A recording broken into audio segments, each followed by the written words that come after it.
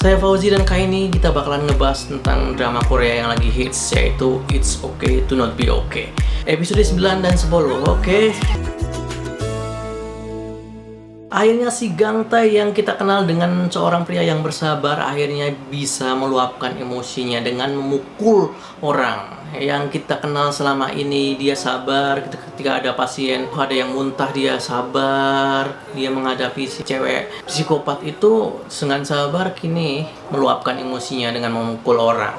Ya gimana ya, seorang pria yang selalu alim, selalu sabar ketika ada seorang wanita yang ia cintai diusik, ya dia nggak bisa tinggal diam. Setelah dia memukul, dia disekos dan bukannya sedih, dia malah senang. Ya gimana nggak senang, dia punya waktu luang untuk liburan. Dia mengajak si penulis Ko Mun Young untuk berlibur bersama.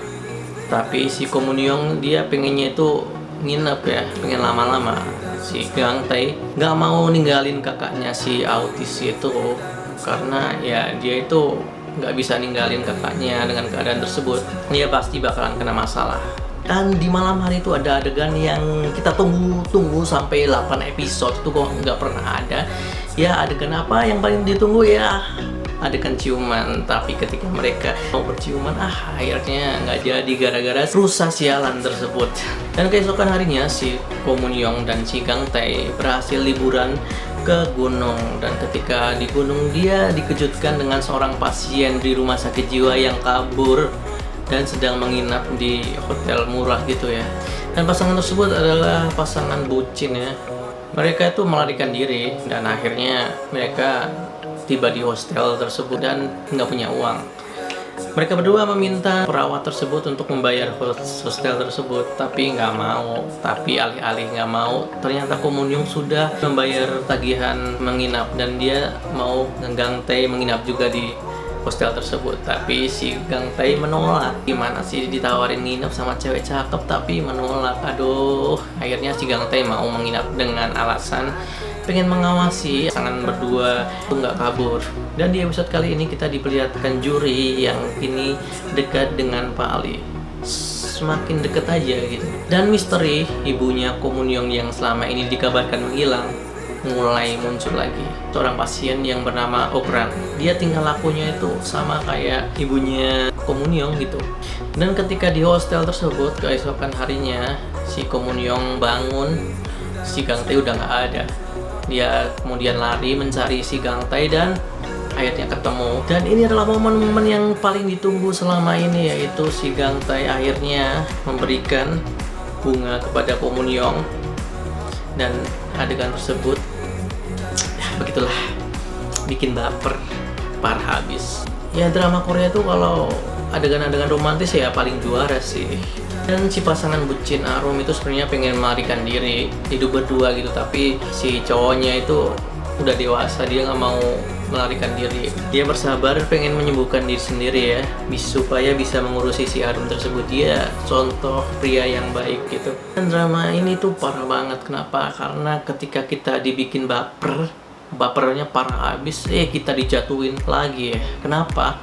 Karena ketika si Ko Mun Young sama si Gang Tae balik lagi ke rumah sakit jiwa tersebut, si Gang Tae itu berbohong sama kakaknya bahwa dia itu pergi ke Seoul menemui temennya gitu. Si kakaknya ketika di toilet mendengar ya gosip-gosip bahwa si Gang Tae berlibur yang nginep berdua sama si penulis Ko Mun Young, ya nggak terima ya. Mereka akhirnya berantemnya parah banget.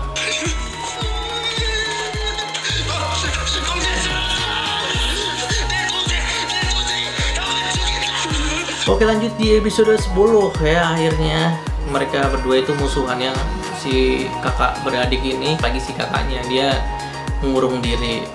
Dia merasa kesel dengan si adiknya yang membohongi dia. Si Gang Tae pengen Ko Mun Young menghindar ya, jangan mendekati lagi karena dia mementingin si kakaknya. Akhirnya si Gang Tae itu dia memberanikan diri ya untuk meminta maaf ya. Dia mengakui kesalahannya kalau selama ini tuh dia pengen membunuh si kakaknya, tapi ya dia itu mengakui salah. Karena kejadian tersebut si kakaknya akhirnya mereka berdamai kembali. Si penulis Komunyong merasa kesepian di rumahnya karena Gangtai dan kakaknya dia tuh pergi ke rumah Juri lagi.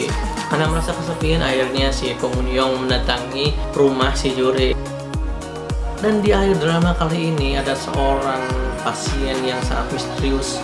Dia memukul seorang perawat dengan batu dan dia melarikan diri. Tujuannya adalah ke rumah penulis Komunyong. Kok bisa-bisanya dia sampai ke situ gitu. Si Gangtai dia tuh curiga kalau dia itu bakalan ke rumah Komunyong, dan bener banget mereka bertemu di kastil penyihir Komunyong. Apakah wanita tersebut adalah ibunya? Oke, kita nantikan di episode selanjutnya. Oke, cukup sekian review kali ini. Jangan lupa untuk like, komen, ataupun subscribe. Oke, saya Fauzi. Sampai jumpa di episode selanjutnya.